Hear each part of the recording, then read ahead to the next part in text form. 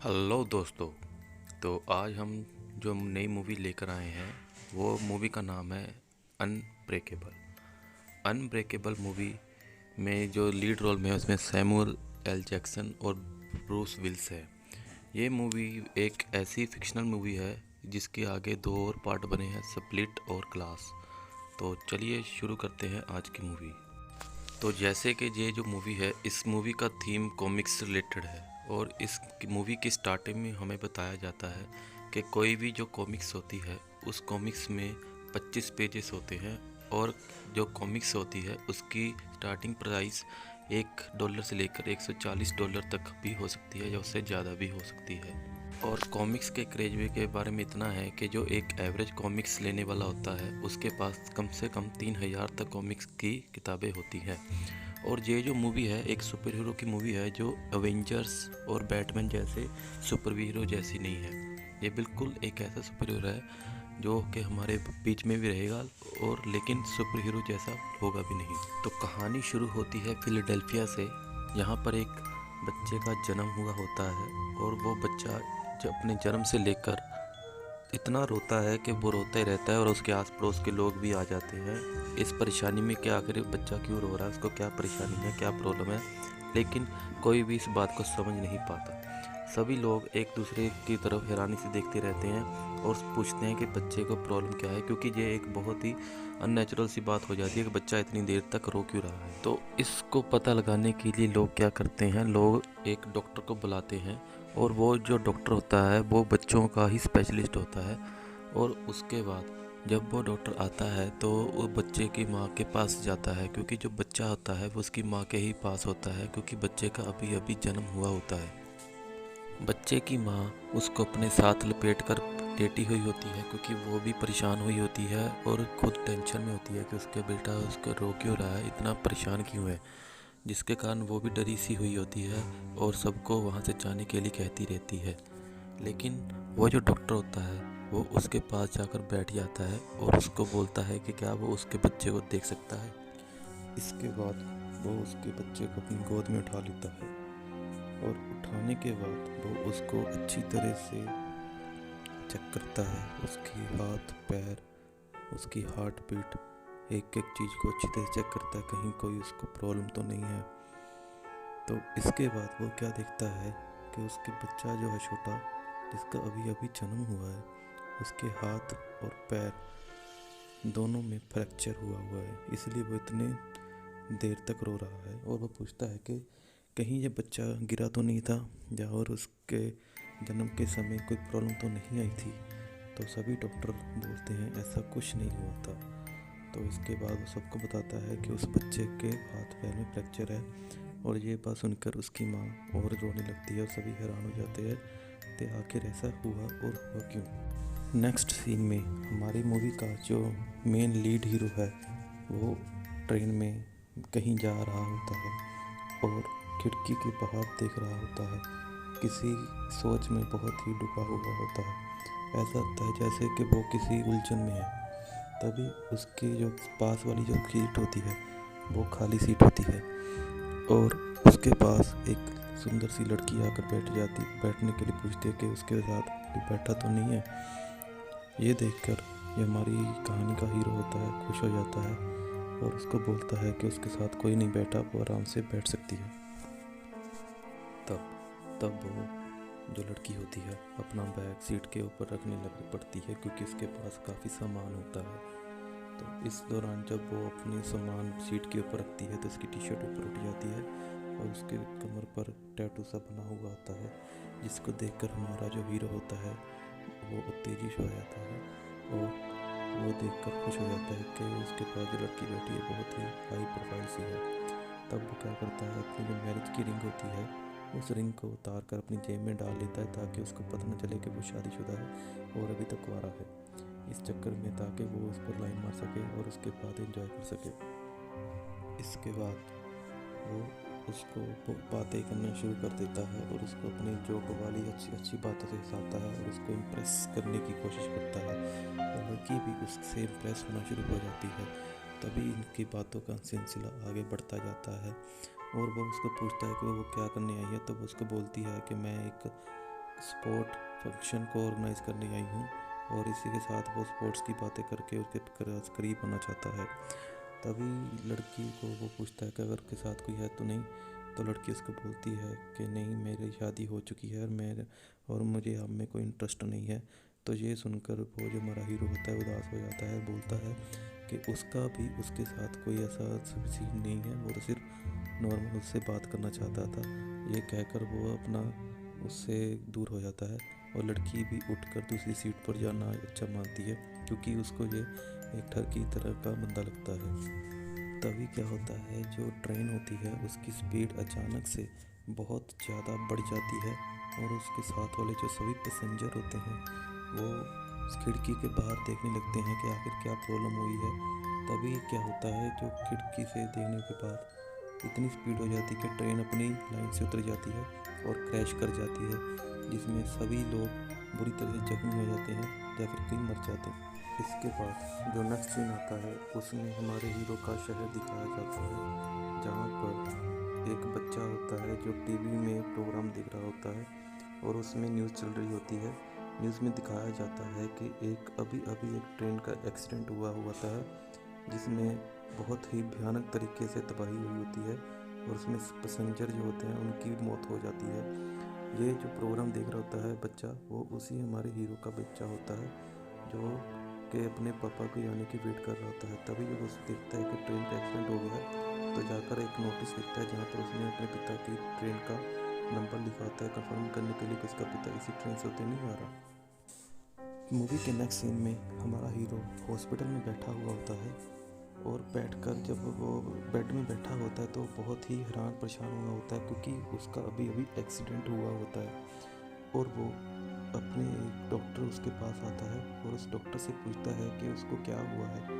तभी वो डॉक्टर होता है उसको बताता है कि तुम बहुत ही लक्की हो, तुम्हारे जैसा आज तक लक्की बंदा मैंने आज तक कहीं नहीं देखा। वो उसको पूछता है क्यों, ऐसा क्या बात है।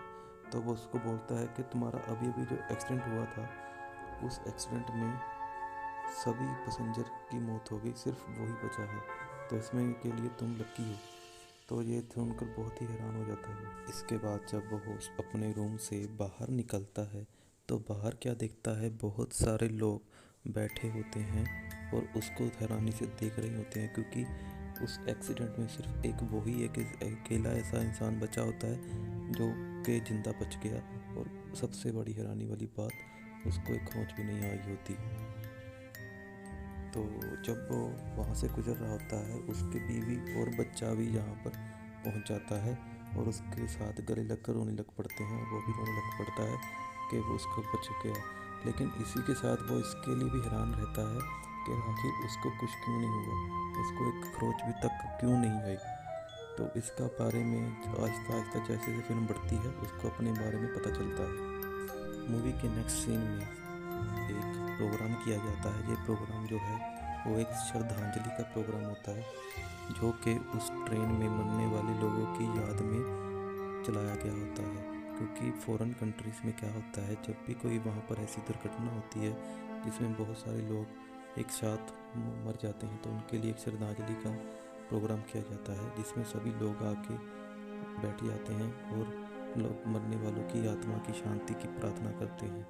तो इसमें भी ऐसा ही होता है कि मूवी में जब लोग मर जाते हैं तो वहाँ के लोग क्या करते हैं, उसके लिए एक श्रद्धांजलि का प्रोग्राम बनाते हैं जहाँ पर सभी लोग आते हैं। तब हमारा जो हीरो होता है वो भी वहाँ पर आता है श्रद्धांजलि देने के लिए और लोगों से मिलने के लिए, जिनके लोग वहाँ पर इस एक्सीडेंट के ख़त्म हो गए। तो ऐसे वो वहाँ पर बैठ जाता है, जाके श्रद्धांजलि देता है। वहाँ पर जितने भी लोग मरे होते हैं एक्सीडेंट में, उन सब की एक एक तस्वीर लगाई होती है, ताकि सभी लोग आके वहाँ पर उनको श्रद्धांजलि दे सकें, जैसा कि आप फोटो में देख रहे हैं। इसके बाद हमारा हीरो वहाँ से निकल जाता है अपने काम के लिए। जैसे कि उसने अपनी गाड़ी पार्किंग लॉट में लगाई होती है, तो वहाँ पर जब अपनी गाड़ी लेने के लिए जाता है तो वहाँ पर उसने क्या देखा कि उसकी जो गाड़ी पार्क की हुई है, उस गाड़ी के शीशे पर एक पैकेट सा रखा होता है। वो पैकेट एक ऐसा पैकेट है जिसमें लोग अपने संदेश जैसे कार्ड वगैरह रख के जाते हैं। तो वो बहुत हैरान हो जाता है कि यहाँ चर्च में कोई बंदा उसकी गाड़ी के ऊपर ऐसा पैकेट ऐसी चिट्ठी हो या फिर कार्ड क्यों लेकर के आ जाता है।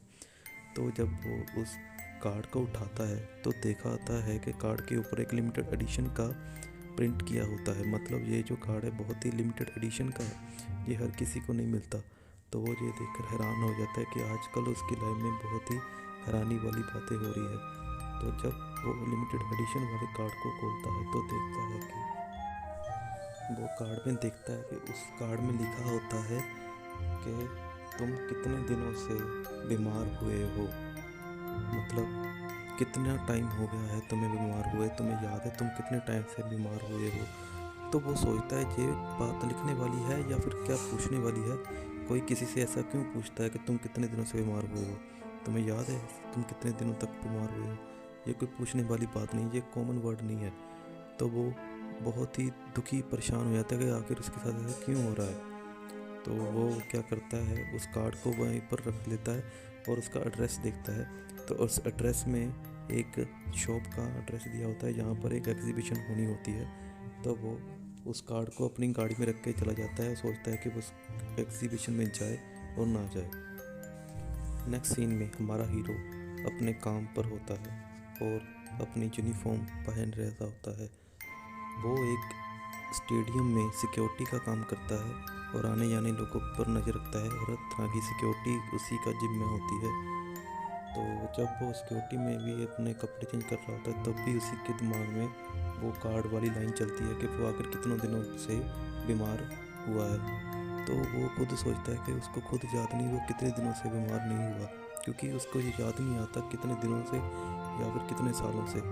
तो फिर वो क्या करता है ये जानने के लिए अपने एजेंसी के क्लर्क के पास जाता है, उसको पूछने के लिए कि आखिर उसने लास्ट टाइम बीमार होने के लिए छुट्टी कब की, ताकि वो उसको पता चल सके कि वो कब बीमार हुआ था लास्ट टाइम। तो इसके लिए वो अपने क्लर्क के पास जाता है। तो जब वो अपने क्लर्क के पास जाकर पूछता है कि वो कब बीमार हुआ था और कब उसने लास्ट टाइम बीमारी की छुट्टी ली, तो वो उसको बोलती है कि उसके पास ऐसा कोई अभी डाटा नहीं पड़ा। तो उनका जो मैनेजर होता है वो डाटा उसके पास होता है। तो जब हमारा मैनेजर आ जाएगा तो मैं आपको उससे पूछकर बता दूंगी।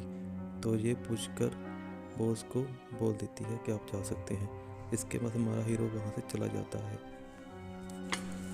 तभी शाम के वक्त उनकी एजेंसी का जो मैनेजर होता है वो उसके पास आता है और उसको बोलता है कि मुझे पता है तुम अपनी छुट्टियों के बारे में क्यों पूछ रहे हो, तुम अपनी तनख्वाह बढ़ाने की बात कर रहे हो ना, तो इसके लिए तुम्हें ऐसी टेढ़ी मेढ़ी हरकतें नहीं करनी चाहिए। तुम सीधा आकर मुझको ही बोल दो कि तुम्हें अपना अप्रेज़ल चाहिए। लेकिन एक बात है, तुम्हारा ये तरीका अप्रेज़ल बढ़ाने के लिए बात करने का मुझे अच्छा लगा, डायरेक्टली नहीं तुम इनडायरेक्टली अच्छा बोल देते हो।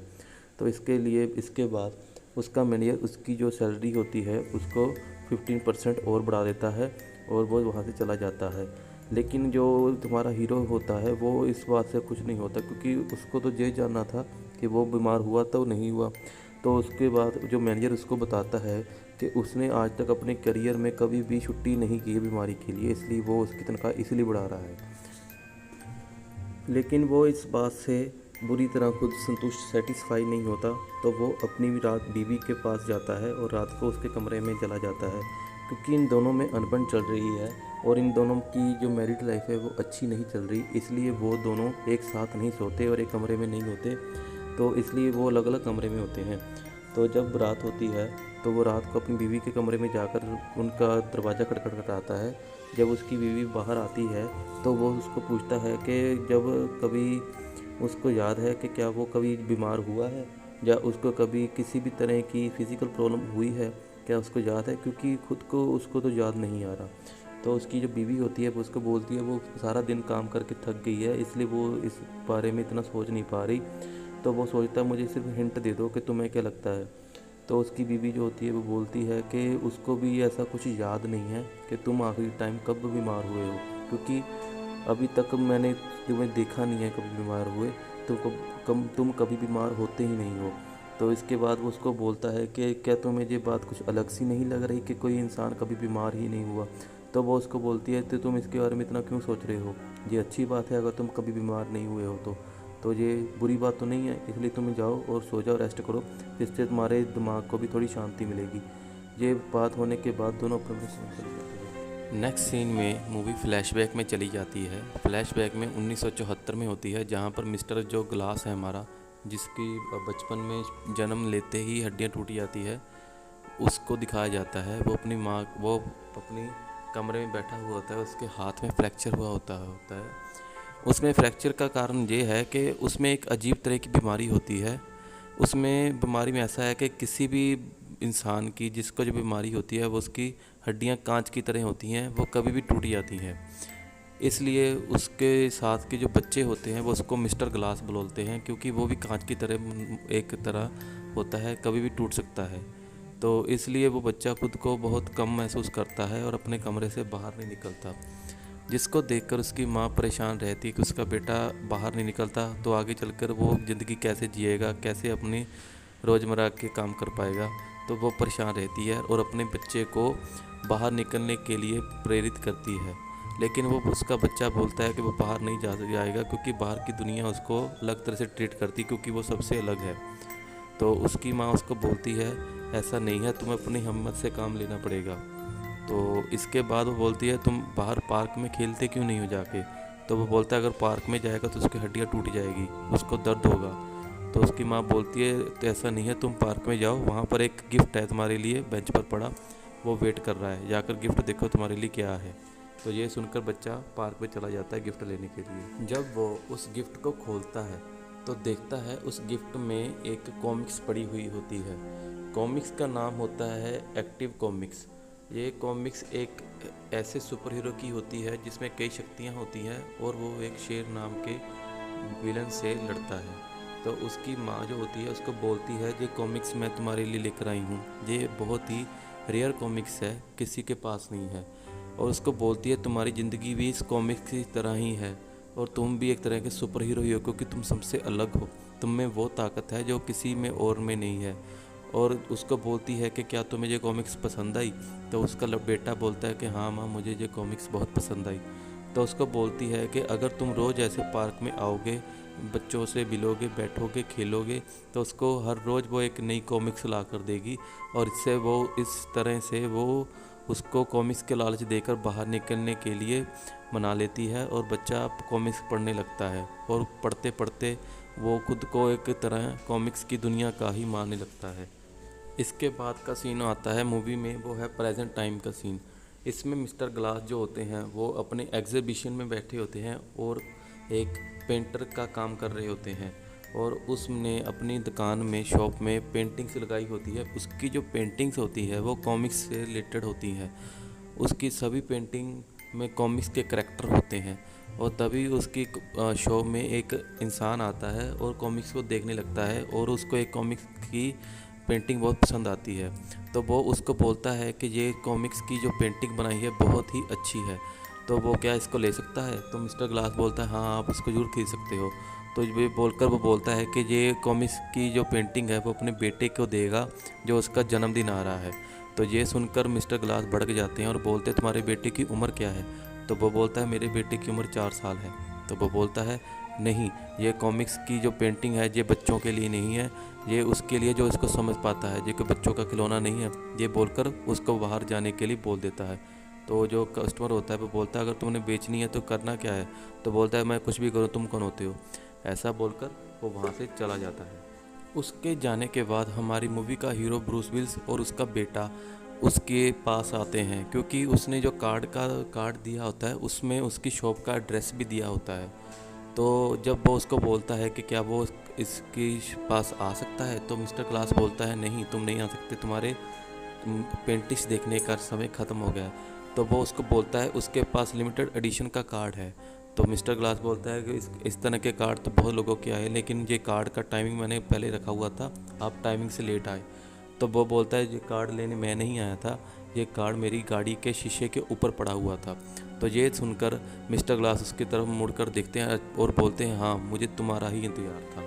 और वो दोनों बैठकर बातें करने लगते हैं कि उसने उसको कार्ड भेजा क्यों और उसको कैसे पता था कि वो कितने दिनों से बीमार नहीं हुआ। इसके पीछे क्या राज है।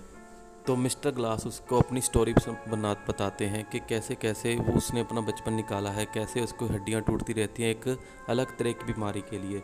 और वो उसको ये भी बताता है कि कैसे जैसे वो उसके एकदम उल्ट है, जैसे उसको छोटी छोटी सी झटकों के साथ इसकी हड्डियां टूट जाती है, वो बीमार रहता है।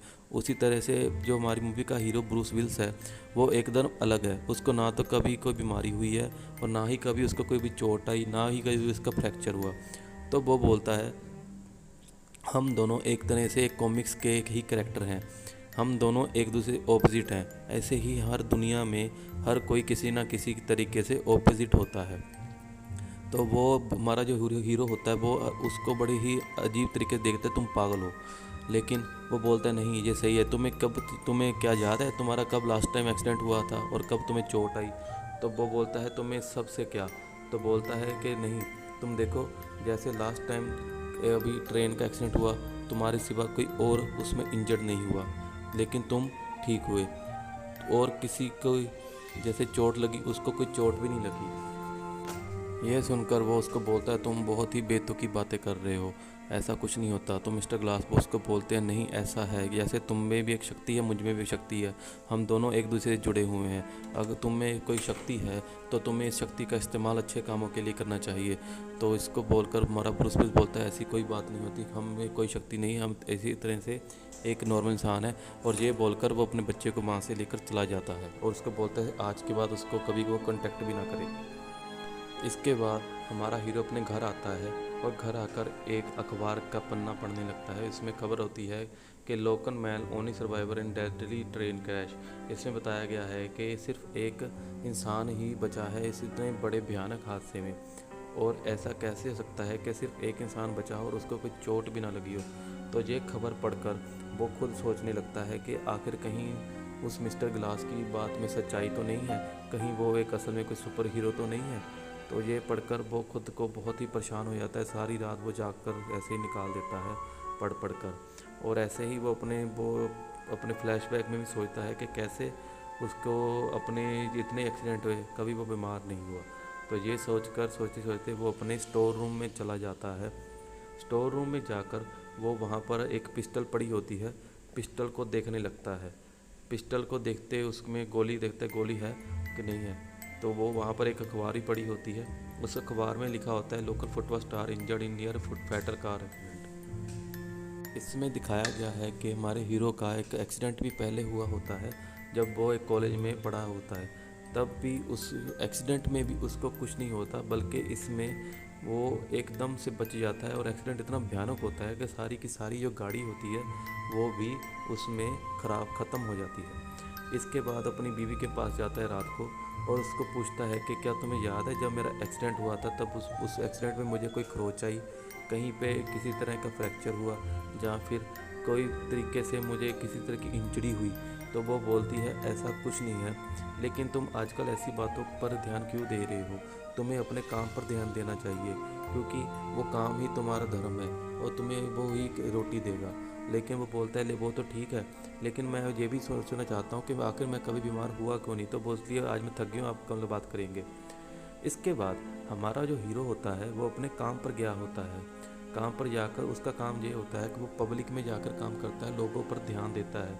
कहीं किसी इंसान ने ऐसा तो नहीं है कि वो कोई अपना हथियार लेकर स्टेडियम में आया हुआ हो, या फिर कोई ऐसा इंसान जो कि किसी को किडनैप करके ला कर ले आया हो, या कोई ऐसा इंसान जो नशा लेकर आया हो नशा बेचने के लिए।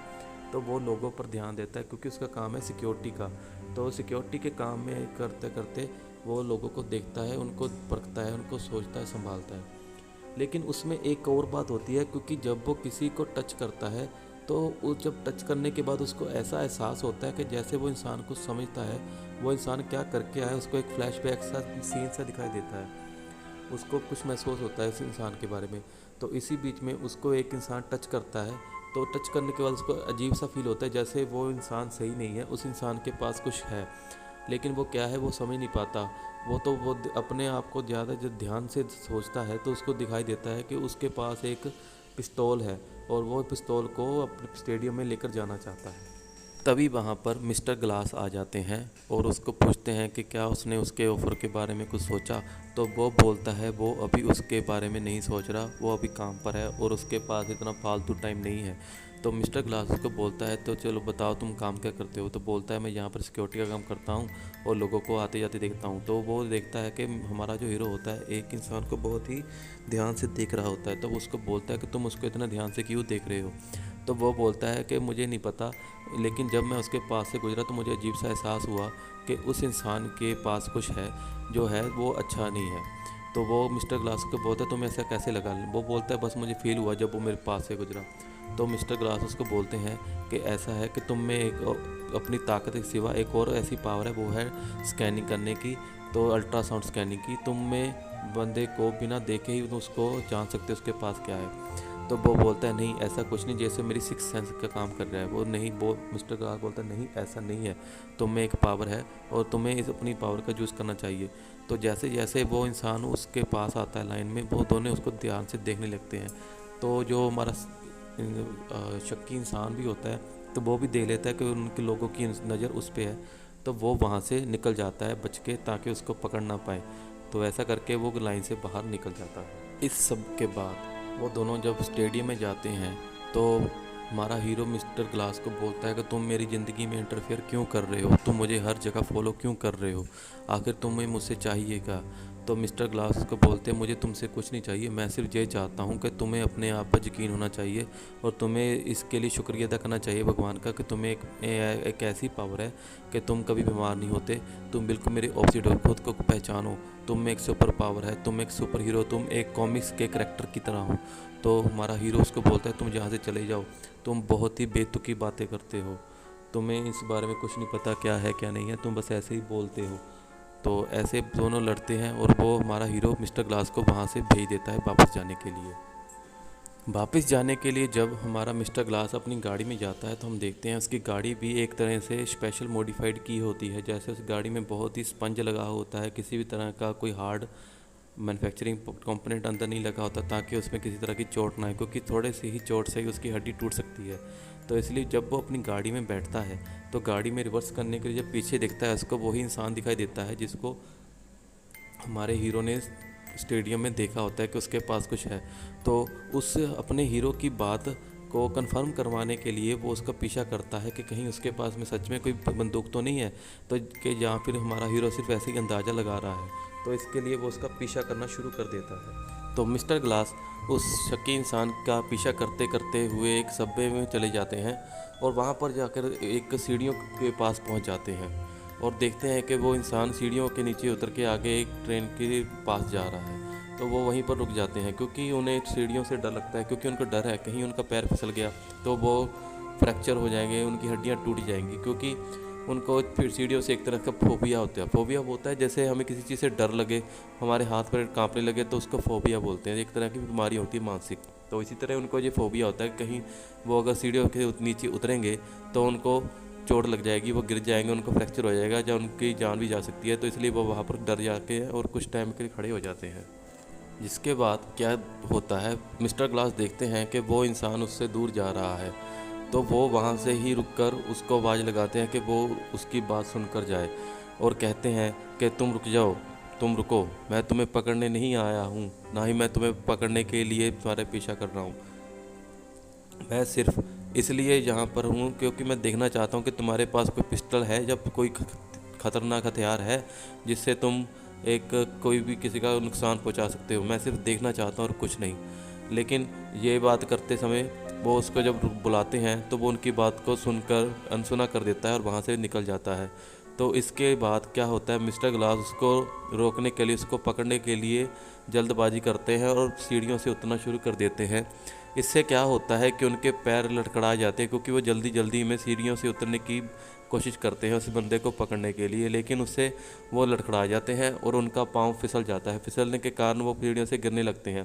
जैसे जैसे सीढ़ियों से गिरते हैं उनके शरीर की एक एक हड्डी टूटने लगती है और उनको बहुत ही बेतहाशा दर्द होता है, जिसके कारण वो दर्द से चिल्लाने लगते हैं और हेल्प करने लगते हैं, लेकिन उनको बचाने कोई नहीं आता और वो सीढ़ियों से गिरते रहते हैं। जैसे गिरते जाते हैं उनकी शरीर की हड्डियाँ टूटती रहती हैं और गिरते गिरते जब वो आखिरी सीढ़ी पर जाकर गिर जाते हैं तो वहाँ पर वो बहुत ही अधमरी स्थिति में हो जाते हैं। और लेकिन उस पोजीशन में जाकर भी वो उस इंसान का तरफ ध्यान रखते हैं और देखते हैं कि वो इंसान वही है जिसकी बात वो हमारा हीरो कर रहा था। तो वो देखते हैं, तभी एक हवा का झोंका आता है और जो शक्की इंसान होता है उसके कपड़ों को उड़ा देता है, जिससे कि उस इंसान के बगल में से एक पिस्टल की फ़ोटो दिखाई देती, जैसे वो पिस्टल ही हो।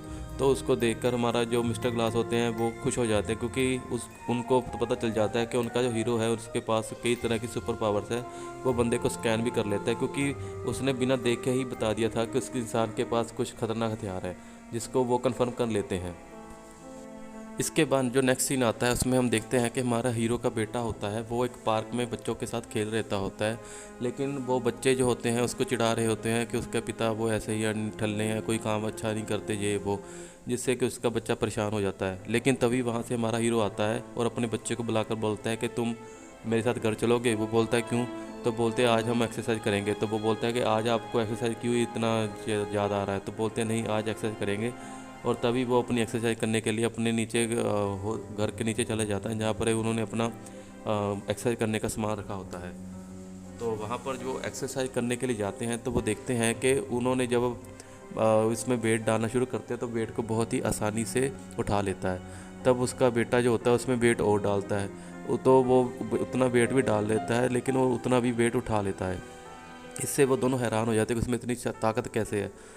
तो लेकिन उसके बाद बोलता है अपने बेटे को कि अब बेटा तुम ऐसा करो, जितना भी वेट है यहाँ पर सारा है हमारे एक्सरसाइज में डाल दो।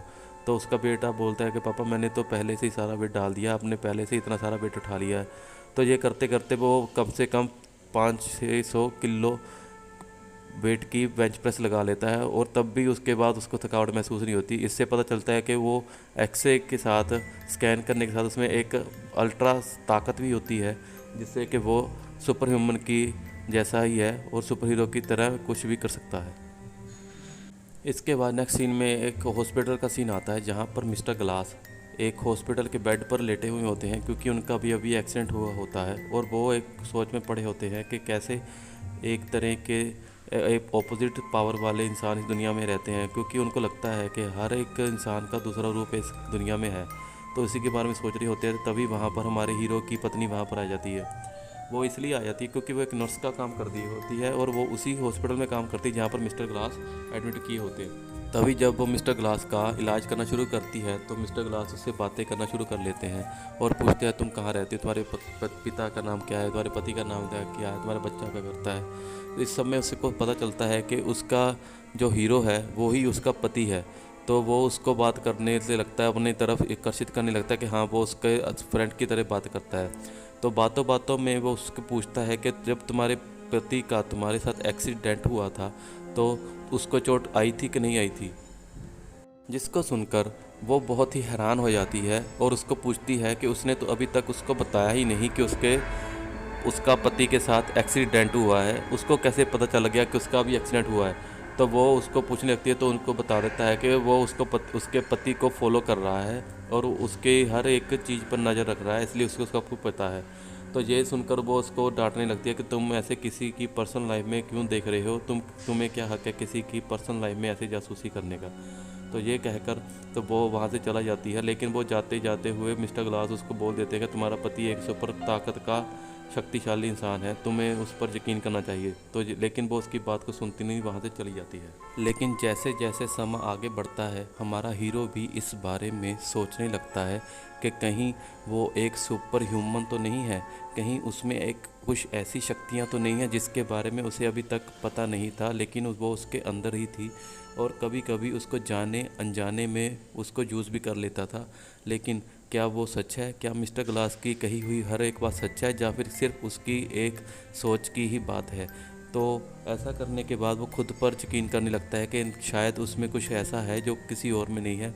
तो ये चेक करने के लिए वो एक पब्लिक प्लेस में चला जाता है और वहाँ पर जाकर एक अपने हाथ खुले छोड़ देता है ताकि वो देख सके क्या वो लोगों को सच में जान सकता है या फिर ऐसे ही गैस मार रहा है। तो इसके बाद वो क्या देखता है कि देखने के लिए वो अपने हाथ खुले छोड़ देता है। हाथों को खुला छोड़ने के बाद वो लोगों को टच करता है तो कुछ उसे एक फ्लैशबैक सच दिखाई देने लगता है। फ्लैशबैक ऐसा दिखाई देने लगता है जैसे कि उसको लगता है कि वो लोगों को जान पा रहा है और देख पा रहा है कि अभी अभी वो लोग क्या करके आए हैं या क्या करने जा रहे हैं या क्या किया उन्होंने किया है। तो ऐसा जब लोग उसे टच करते हैं तो वो देखता है कि वो लोगों की हर एक बात को जान पा रहा है और लोगों की सच्चाई उसके सामने आती जा रही है। ऐसे ही उसके पास से एक रेड कलर का कोट पहने हुए लड़की निकलती है, तो उसके बारे में भी उसको उसका फ्लैशबैक दिखता है जिसमें वो एक तरह से उसका जैसे कोई प्रेमी होता है और वो उसको टॉर्चर करता है रहता है हर रात, और वो अंदर से रो रही है तो उसको उसका अंदर से रोना भी सुनाई देता है। और वो ऐसे लोगों की ही हेल्प करना चाहता है जो लोगों से हेल्प तो नहीं मांग सकते, जो किसी कठिनाई में है या किसी मुसीबत में है। तो वो सोचता है कि वो अगर उसमें कुछ ऐसी शक्तिशाली पावर है, तो अगर वो एक आम लोगों से अलग है तो वो इस पावर का इस्तेमाल करेगा और ऐसे लोगों की हेल्प करेगा जो कि किसी मुसीबत में है और बिना लोगों से बात किए वो लोगों को पहचान पा रहा है।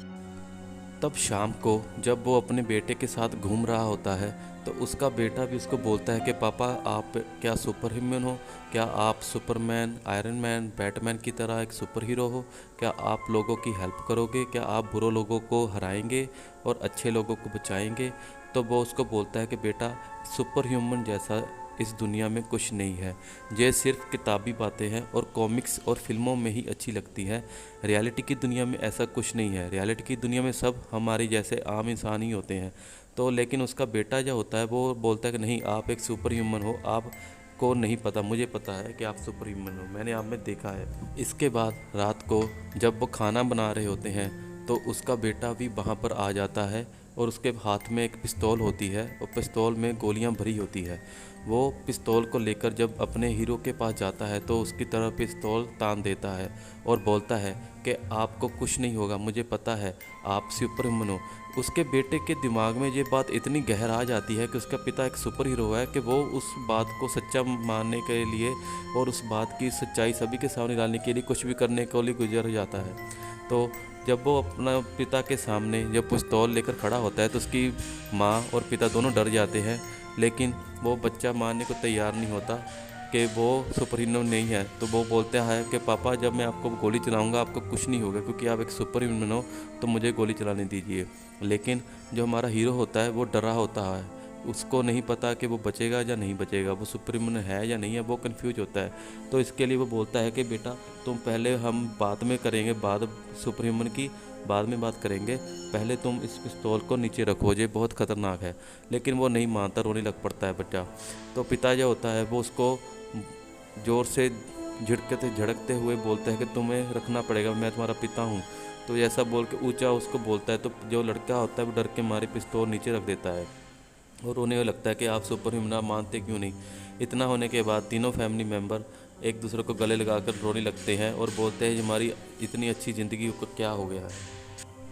तो नेक्स्ट सीन में क्या होता है, हमारा जो हीरो होता है वो मिस्टर ग्लास के पास जाता है और उसको पूछता है कि चलो ठीक है, तुम अगर कहते हो तो मैं मान लेता हूँ कि मैं एक सुपर ह्यूमन हूँ और मेरे में सुपर ह्यूमन वाली शक्तियाँ हैं।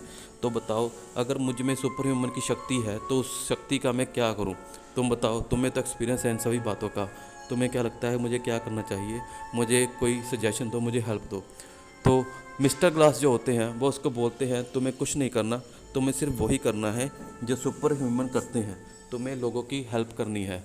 तो उसको बोलता है कि मैं लोगों की हेल्प कैसे करूं, मुझे कैसे पता चलेगा कि इसको मेरी ज़रूरत है और उसको नहीं। तो वो बोलता है कुछ नहीं, तुम बस दुनिया में जाओ, भीड़ में जाओ, तुम्हें अपने आप पता चल जाएगा तुम्हें किसकी हेल्प करनी है।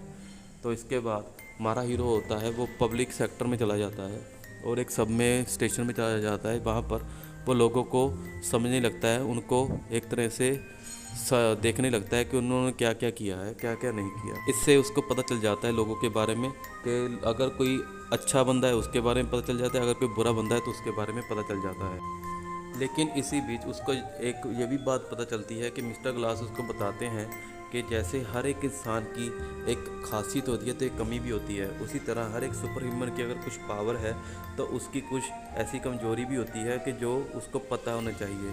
तो वो उसको बताता है जैसे तुम्हारी स्ट्रेंथ है लोगों को स्कैन करना, एक अच्छी ताकत होनी, जैसे कि तुम किसी तरह कितना भी भार उठा सकते हो, तुम्हें चोट नहीं लगती। तो उसी तरह तुम्हारी एक कमी भी है। तो वो तुम्हारी कमजोरी क्या है? पानी। तुम्हें पानी से डर लगता है, वो पानी ही तुम्हारी मौत का कारण भी बन सकता है, तो तुम्हें उस पानी से बचना है। तो इतना के बाद वो दोबारा सबवे स्टेशन का ही सीन आ जाता है, जहाँ पर बहुत सारे लोग आ रहे होते हैं, जा रहे होते हैं, और इस सब में हमारा हीरो भी वहीं पर खड़ा होता है। और वहाँ पर उसको एक लड़की आती है और वो लड़की उसको साथ टकरा जाती है। जब वो लड़की उसके साथ टकरा रही होती है तो उसमें उस लड़की का एक फ्लैशबैक दिखता है, जिसमें वो देखता है कि वो जो लड़की होती है वो एक ज्वेलरी की दुकान पर से आ रही होती है, और वह ज्वेलरी की दुकान पर बहुत सारे गहने जवाहरात पड़े होते हैं। वहाँ पर क्या दिखता है, वो लड़की उन गहनों को चोरी छिपे उठा लेती है और वहाँ से भागकर चली आ रह जाती है। वो एक तरह से चोर होती है।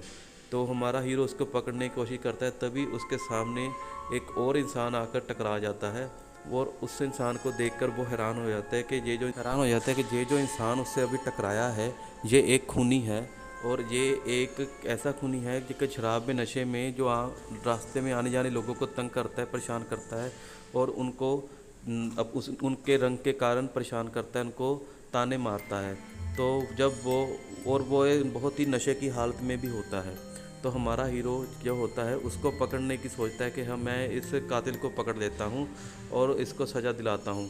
लेकिन तभी जब वो उसको पकड़ने जाता है तो उसको एक और फ्लैशबैक आता है एक और इंसान से, जहाँ पर एक इंसान होता है और वो एक कमरे में एक लड़की के साथ बैठा होता है। लड़की नशे की हालत में होती है, उसको कुछ भी पता नहीं होता।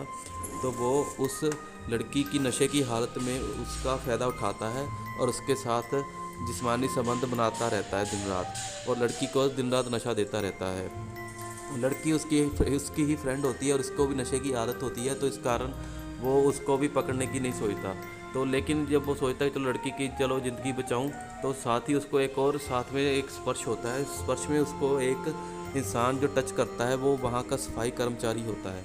तो जो सफाई कर्मचारी होता है जब उसको टच करता है तो उससे इतनी ज़्यादा नेगेटिव एनर्जी मिलती है कि वो थोड़ा हिल जाता है। तो क्या देखता है उस नेगेटिव एनर्जी में, वो देखता है कि उसकी जो नेगेटिव एनर्जी है उसमें वो 2 बच्चों की रोने की आवाज़ें सुनाई देती हैं, साथ ही एक लड़की की रोने की आवाज़ सुनाई देती है और एक इंसान के मरने की आवाज़ सुनाई देती है। तो वो जब उसके साथ पास जाता है तो उसको फ्लैशबैक दिखाई देना पड़ता है कि जो वो इंसान है वो एक तरह का साइको किलर होता है। और वो जो साइकिल किलर होता है वो क्या देखता है कि लोगों के घरों में जाता है, लोगों के घरों में जाकर उनके घरों पर कब्जा कर लेता है, और साथ ही कब्जा करने के बाद उनको उनके ही घर में किडनैप करके रख लेता है, और उनकी जो बेटियां होती है उनका रेप करता है और बच्चे का भी रेप करता है। तो इस सब के बाद वो उसका पीछा करने लगता है, और पीछा करते करते वो एक मोहल्ले में पहुंच जाता है जहाँ पर बहुत सारे आलीशान घर बने होते हैं। तो जब वो उन घरों में जाने के लिए उसके पीछा करता जाता है तो रास्ते में बारिश भी होने लगती है, और बारिश से बचने के लिए वो एक ऐसा चोगा सा लेता है जो एक तरह बरसाती सा होता है, लेकिन वो इस चोगे को ही अपना कॉस्ट्यूम बना लेता है। तो जब वो उसके पीछे जाता है तो उसको फ्लैशबैक में दिखाई देता है कि वो इंसान क्या करता है, वो लोगों के घरों में जाता है और उनको बोलता है कि उनके पास पेस्ट कंट्रोल करने के लिए एक अच्छी खासी दवा है। तो ऐसा बोलकर वो घरों में जाता है, लेकिन जब उस घर का मालिक उसको अंदर आने से मना कर देता है तो वो उसका मालिक को सिर पर कुछ मारकर उसको बेहोश कर देता है और बाद में उसको ख़त्म कर देता है। ख़त्म करने के बाद वो उसके मालिक को एक कमरे में फेंक देता है और उसकी बीवी को बांध देता है और बच्चों को भी बांध देता है एक अलग कमरे में, और उसकी बीवी का रेप करने लगता है और उसकी बच्ची का भी रेप करने की कोशिश करने लगता है। इस सब के बाद जब वो पीछा करते हुए इस किलर का उसके घर में पहुंचता है तो जाकर देखता है कि उस किलर ने उस घर के मालिक को घर की सीढ़ियों पर ही मारकर फेंका हुआ होता है, और उसके जो बच्चे होते हैं एक लड़का और एक लड़की, उनको भी घर के एक कमरे में बांध कर रखा होता है, और वो दोनों बेहोशी सी हालत में होते हैं, जैसे वो डरे हुए होते हैं और एक दूसरे से भी डर कर बैठे होते हैं। तभी हमारा हीरो आता है और उन बच्चों से बातें करने लगता है, लेकिन वो बच्चे इतने डरे हुए होते हैं कि उससे भी बात नहीं करते, उससे भी डरते हैं, जैसे कि उनको लगता है कि ये भी उस किलर का ही साथी है और उनको तंग करने, उनको मारने के लिए वहाँ पर आया है। लेकिन वो उन बच्चों को बताता है कि वो उस जैसा नहीं है, वो उसका दोस्त है और उनको बचाने के लिए आया है। ये कहकर वो उन बच्चों को वहाँ से खोलने के लगता है ताकि बच्चे वहाँ से भाग जाएं। और जब वो बच्चों को खोल देता है तो बोलता है तुम भागो और बाहर जाकर पुलिस को बुलाने की किसी तरह से कोई कोशिश करो। इतना कहकर वो आगे कमरे में चला जाता है बाकी लोगों को भी तलाशते तलाशते जब वो कमरे में आगे बढ़ता है तो जाकर देखता है कि सभी कमरों में अंधेरा पसरा हुआ है और बाहर बारिश हो रही है और बहुत सी हवा चल रही है, जिससे कि घर के दरवाजे खटखटा रहे हैं और ऐसा लग रहा है कि जैसे उन दरवाज़ों कोई इंसान खटखटा रहा हो। तो जब वो उन दरवाज़ों के आर पार जाता है तो जाकर देखता है कि वहाँ पर एक औरत को भी बंधा हुआ होता है। और जब वो उस औरत को बांधने के लिए जाता है, खोलने के लिए जाता है, तो उसको पीछे एक किलर आ जाता है। जो किलर आता है तो वो क्या करता है, हमारे हीरो को पकड़ लेता है और पकड़ के मारने लगता है। दोनों में लड़ाई होने लगती है। इस दौरान क्या होता है, हमारे हीरो का पैर फिसल जाता है, वो खिड़की में लटक जाता है और जो किलर होता है उसको खिड़की में से धक्का दे देता है। धक्का देने के बाद हमारा हीरो नीचे गिर जाता है। नीचे गिरकर वो एक पूल में गिर जाता है। पूल के ऊपर एक तरपाल सी रखी होती है, लेकिन बारिश का पानी इतना भर जाता है कि पूल में पानी ही पानी हो जाता है और हमारा हीरो उस पानी में गिर जाता है। गिरने के बाद उसको मिस्टर ग्लास की वो बात याद आने लगती है कि उसकी जो कमज़ोरी है वो पानी है और वो पानी में डूब सकता है। तो ऐसा करने के बाद वो पानी में डूबने लगता है। उसको लगता है जैसे कि उसकी कमज़ोरी ही आज उसका एक अंत बनेगी, और ऐसा होने के बाद वो पानी में डूबने लगता है। डूबते डूबते वो खुद से सोचने लगता है कि नहीं, वो ऐसे नहीं डूब सकता, वो बाकी सभी लोगों से अलग है, वो एक सुपर ह्यूमन है। इतना सोचते ही वो बाहर आने की कोशिश करने लगता है और थोड़ा थोड़ा ऊपर तैरते हुए आने लगता है। तभी उसको एक पाइप सा पानी में दिखाई देता है। वो उस पाइप को पकड़ लेता है, लेकिन उस पाइप को कोई बाहर से जैसे खींच रहा होता है और उस पाइप की मदद से वो बाहर आ जाता है। बाहर आकर वो क्या देखता है, जो पाइप होता है वो किसी और ने नहीं, उन्हीं बच्चों ने पकड़ा होता है। और वो एक हेल्पलेस की तरह उसकी तरह देख रहे थे और जैसे ऐसे देख रहे होते हैं कि वो उसकी मदद करने के लिए आया है, उनका बहुत धन्यवाद, अब वो हमारी माँ को भी बचाए। क्योंकि उसकी माँ जो होती है वो भी ऊपर बांधी होती है और वो किलर उसके साथ है, सामने खड़ा होता है जैसे कि वो भी उसको मारना चाह रहा हो। तो बच्चों के द्वारा बचाने के बाद हमारा हीरो उन बच्चों को बोलता है वहाँ से जल्दी जल्दी भाग जाएं और बाहर पुलिस को बुलाएं या अपने पड़ोस के लोगों को बताएं। इतना बोलकर बच्चों को वहाँ से निकाल देता है और खुद फिर से घर में चला जाता है औरत को बचाने के लिए। जब वो घर में जाता है तो देखता है कि जो किलर होता है वो दारू की बोतल हाथ में पकड़े हुए खड़ा होता है लड़की के सामने और दारू पी रहा होता है। वो बहुत ही नशे में धुत हुआ पड़ा होता है और जैसे लड़की की तरफ एक जानवर की तरह देख रहा होता है, जैसे कि वो उस लड़की को नोच ही खाएगा। तभी और जो वो लड़की होती है वो बेहोश हुई होती है, उसको कुछ भी पता नहीं होता। तभी क्या होता है, हमारा हीरो वहाँ पर आ जाता है और किलर को पीछे से पकड़ लेता है बहुत ही ज़ोर से, और इतना ज़ोर से पकड़ता है कि वो जो किलर होता है उससे छुटकारा नहीं पाता और दोनों में लड़ाई होने लगती है। वो जो विलन होता है, जो किलर होता है, वो दीवार पर हीरो को पटकता है, ज़ोर ज़ोर से उसके पीछे पीठ पर मारता है ताकि वो उसकी जकड़ से निकल पाए। लेकिन हमारा जो हीरो होता है उसको किसी भी तरह की कोई भी दर्द नहीं महसूस होती।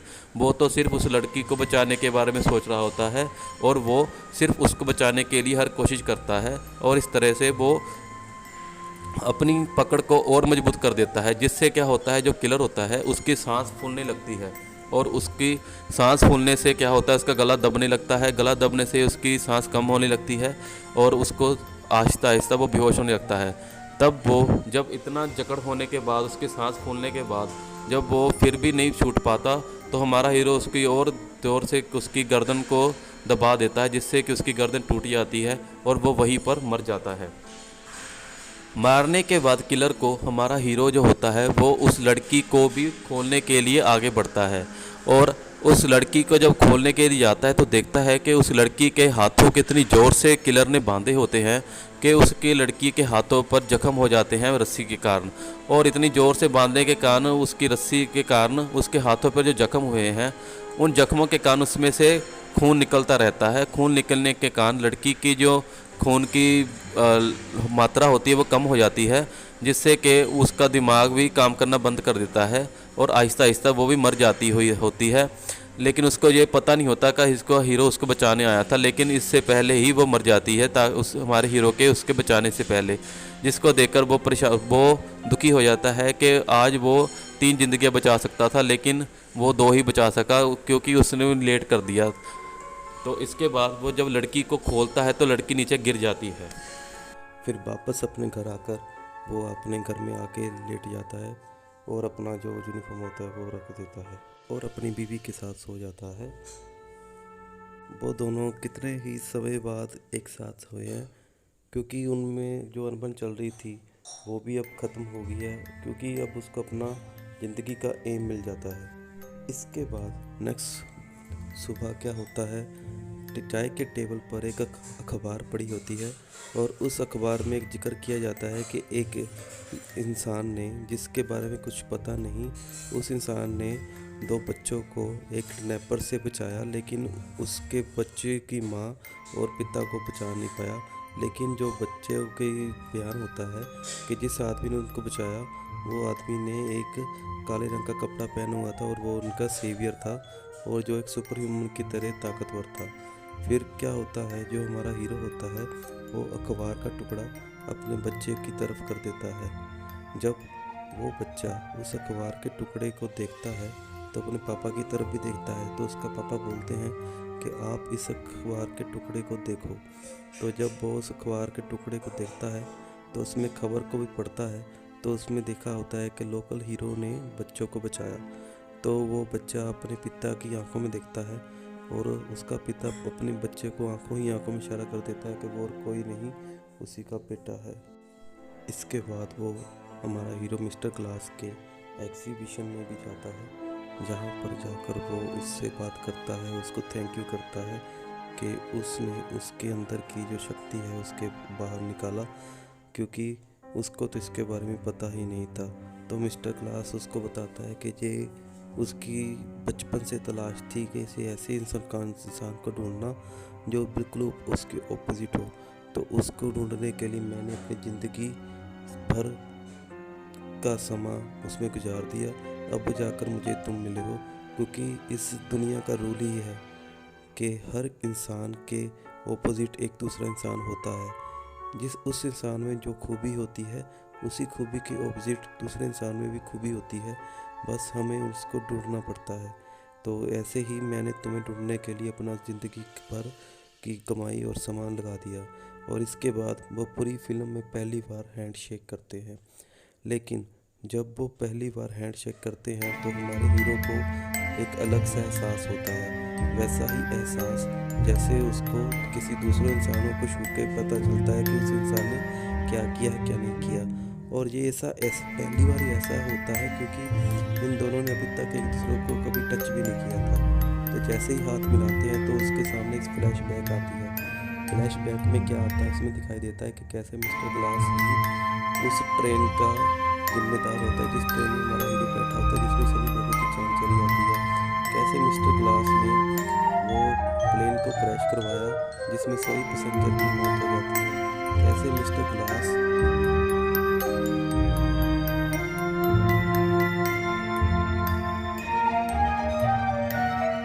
उसी ने उन बच्चों को बचाया है, जिससे कि उसकी आंखों में खुशी का लहर आती है और वो बोलता है, सोचता है कि हाँ उसका पिता भी एक सुपर हीरो है, वो सच में सुपर हीरो है, जिसके कारण वो खुशी से रोने लग पड़ता है। कैसे मिस्टर ग्लास किसी इमारत में जाते हैं और वहाँ की इमारत की सबसे कमज़ोर कड़ी को ढूंढते हैं और कैसे उसमें कुछ ऐसा इंतजाम करते हैं कि वो इमारत गिर जाए और उस इमारत के गिरने के साथ सभी उसमें अंदर हुए इंसान होते हैं वो सभी उसमें मर जाते हैं। ये मिस्टर ग्लास इसलिए करते हैं क्योंकि वो एक ऐसा शख्स ढूंढना चाहते सारी ज़िंदगी जिसमें सुपर ह्यूमन की पावर हो। तो ये सब कुछ जो भी उन्होंने हत्याएं की, जो उन्होंने एक्सीडेंट किए, वो सभी सिर्फ एक इंसान को ढूंढने के लिए करते हैं। तो जैसे ही ये सब कुछ हमारे हीरो को दिखाई देता है और उनको महसूस होता है, वो टूट जाता है, वो रोने लगता है और सोचता है कि सिर्फ एक इंसान को ढूंढने के लिए कैसे उन्होंने इतने सारे इंसानों को मौत के घाट उतार दिया और सिर्फ उसको ढूंढने के लिए। तो वो जिस इंसान को अपना अभी प्रेरणा मान रहा था, जिसके कारण भी उसको लग रहा था उसने अपने अंदर की ताकत को जगाया है। आज उसी इंसान में उसको एक खूनी दिखाई दे रहा है, एक ऐसा सनकी इंसान दिखाई दे रहा है जो अपने सपने के कारण, अपनी सोच के कारण कुछ भी कर सकता है। और ऐसा ही इस फिल्म में भी दिखाया गया है। तो इस फिल्म के अंत में यही कहना चाहूँगा कि हमें कभी भी खुद को कंपेयर नहीं करना चाहिए किसी से, क्योंकि हम अपने आप में ही एक अलग हैं, हम अपने आप में ही एक अच्छे हैं। तो ऐसे ही जैसे मिस्टर ग्लास की सोच थी कि उनको लगता था कि उनकी ऑपोजिट कोई ना कोई इस दुनिया में होगा, और इसी तलाश में उन्होंने अपनी सारी लेकिन इस तलाश में उन्होंने इतना कुछ कर दिया जिसकी उसको सोच भी नहीं, समझ भी नहीं। तो इसका मतलब क्या है? इसका मतलब क्या है? कुछ नहीं। लेकिन उन्होंने अपनी तलाश तो पूरी कर ली, लेकिन जितने लोगों की हत्या जो की, उनसे लोगों को कितना दुख पहुंचा होगा, इसके बारे में उसको बिल्कुल भी इल्म नहीं। तो यही बात है कि जब भी हम कुछ अपने बारे में सोचें तो इसके लोगों के बारे में भी सोचना चाहिए, क्योंकि अगर हर एक चीज़ का कुछ ना कुछ पॉजिटिव और नेगेटिव है, तो बस बात यही है कि आप में जो कुछ भी है वो सिर्फ आप में है। तो हम सब किसी न किसी रूप में सुपर हीरो हैं, और इस सुपर हीरो की ताकत का हमें इस्तेमाल कैसे करना है, हम सभी में कैप्टन अमेरिका है, हम सभी में बैटमैन है, हम सभी में शक्तिमान है। जब मैंने ये मूवी देखी तो मैं खुद कुछ समय के लिए सोच में पड़ गया कि कैसे हम में कोई ना कोई ऐसी सुपर हीरो वाली शक्ति होती है, लेकिन हमें इसका बिल्कुल भी एहसास नहीं होता। हम सब में कुछ ना कुछ सुपर पावर है। किसी में दिमाग की शक्ति है, किसी में मन की शक्ति है, किसी में तन की शक्ति है, किसी में धन की शक्ति है। शक्ति तो शक्ति है। जब शक्ति है तो हम सभी सुपर हीरो हैं। बस खुद पर विश्वास होना चाहिए और दिल में सच्चाई होनी चाहिए, डरना नहीं चाहिए। तो अनब्रेकेबल हमें यही सब बताती है कि खुद पर यकीन होना चाहिए। जैसे ही हमारे हीरो ने खुद पर यकीन किया तो उसको भी अपने अंदर की शक्ति दिखाई देने लगी। जैसे ही मिस्टर ग्लास खुद को यकीन आया, वो दुनिया में चलने लगे बिना डर के, और इतने बड़े बड़े कांड कर दिए।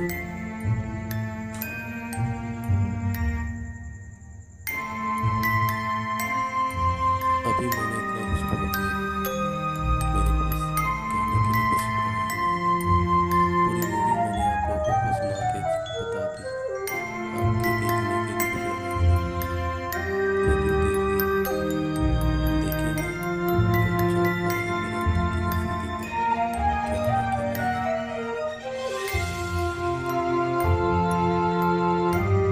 तो इस मूवी के ऊपर पे जाते हैं। जैसे ही मूवी में हमारे हीरो को ये सब कुछ पता चलता है तो वो वहाँ से चला जाता है, और जाने के बाद सीधा पुलिस स्टेशन जाता है, और वहाँ पर मिस्टर ग्लास के रूम में पड़े हुए सारे जो सबूत होते हैं, जो जो उन्होंने काम किए हैं, वो सभी सबूत पुलिस को दे देता है, और मिस्टर ग्लास को पकड़वा देता है। अब आप सोच रहे होंगे कि ये मूवी खत्म, तो मिस्टर ग्लास की जर्नी खत्म, हमारे हीरो की जर्नी खत्म। तो मैं ये कहूँगा कि ऐसा बिल्कुल भी नहीं है, क्योंकि इस मूवी के बाद तो और भी इसके बाद बने हुए हैं सिर्फ मिस्टर ग्लास। ये दोनों मूवीज जो बनी है वो अनब्रेकेबल की ही आगे की कड़ी है। तो ये जो मूवी है ये 3 भाग में बनी हुई है, और तीनों भाग आप अगर एक दिन में देखेंगे तो इतना मज़ा आएगा, आप बोलोगे बैटमैन ट्रिलॉजी, एवेंजर सब कुछ ख़त्म है इस सुपर हीरो के सामने, क्योंकि ये आम सुपर हीरो नहीं है, ये है माइंड वाले सुपर हीरो, मैजिकल। ये है हम में ही